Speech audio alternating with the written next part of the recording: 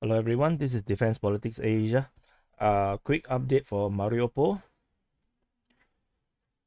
The Do you remember the previous update that the Ukrainians have sent helicopters to try to evacuate the leadership? So and then one Mi-8 was shot down. So they actually tried again, and this time around we have a lot more information because they got shot down over land. One of them. So the Russian side the Russian Defense Ministry reported that they have shot down two Mi-8 helicopters. So one of them was shot down by actually Stinger missile.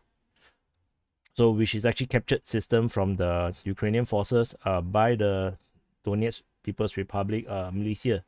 So this is kind of like a dark humor sort of situation where they left behind so much stingers that the Donetsk forces was actually able to use it effectively, and they shot down one.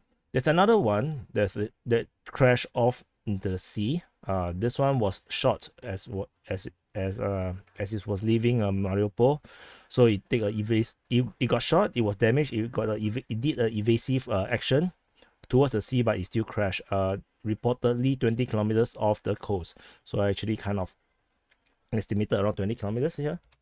So then further information came out that actually not just two helicopters was involved in this operation. Actually, there's a total of 5 helicopters. So 4 Mi-8s and 1 Mi-24 took off from Dnipro airfield to evacuate the wounded. They actually landed in the port of Mariupol.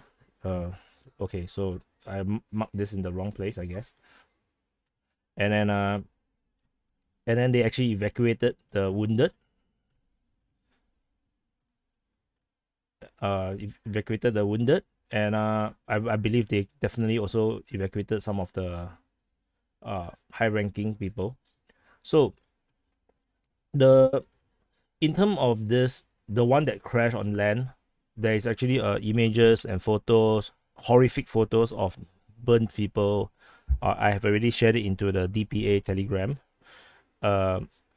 If you are not ready for horrific photos, please do not look at them. It's extremely graphic. This one was, of course, dropped into the sea and it's totally gone. So in this crash of Rabiske, there's around 15 deaths, if I'm not wrong, or 15 people in the helicopter. There's 2 survivors, and the 2 survivors were captured and provided with medical help by the Donetsk forces, and they actually get information out, which is why we are able to have this information that they actually had 5 helicopters. So you can see that a senior lieutenant of this, I don't know what is this, with a call sign belt mark. So he was on board as a machine gunner in one of this in this Mi-8, and they took off in the early morning, 5:30 in the morning. So 5 helicopters, they fly, and then they actually managed to land, and they managed to actually get the people. But as they fly out, they got fired upon. So 2 of them was destroyed. So in this sense, I assume that actually 3 of them actually survived. 3 helicopters successfully completed their mission, and they are back in Dnipro. So which this also helps to indicate that the one helicopter that was shot down I think 2 days ago, that might be a very successful evacuation operation, because there's only one helicopter shot down. And I was wondering that time that why did they only send once? Is that because they had limited number of helicopters left? They only wanted to evacuate certain number of people. So if one helicopter can have at least 15 people, so another 4 Mi-8, that could be actually up to 60 individuals that can be evacuated. And Mi-24 Hein can also it also have passenger seating. I think can seat 12 or more. So they could effectively, if they squeeze a bit, they might have been able to evacuate around 80 to 100 people even. So however, 2 helicopters got shot down. That's like 30 of them gone. So this evacuation operation also is a signal that the fighting at Mariupol might be ending, and given this situation, and the Chechens actually said that they have already liberated 90 to 95% of Mariupol, which I wasn't so sure. But given this operation that was at the port, I believe that this entire area has been cleared. Perhaps even this area might be cleared.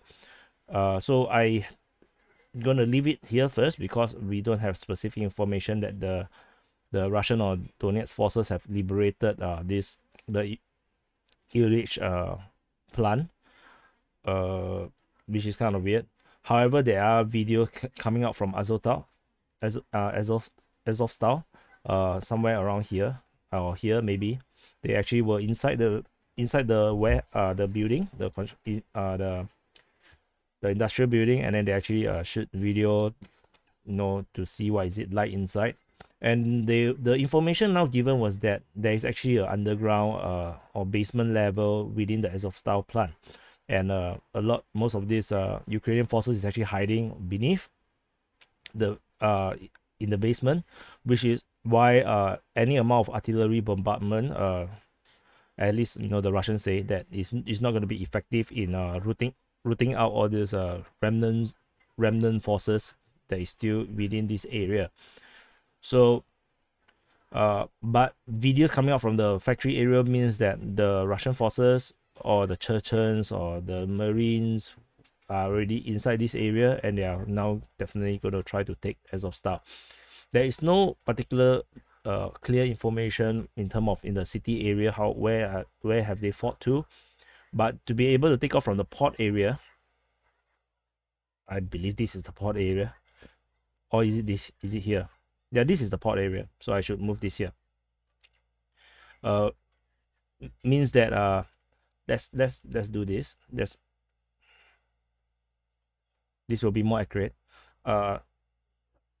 Which means with the evacuation here would mean that the forces here is now in precarious situation. They are not going to be able to hold on much longer.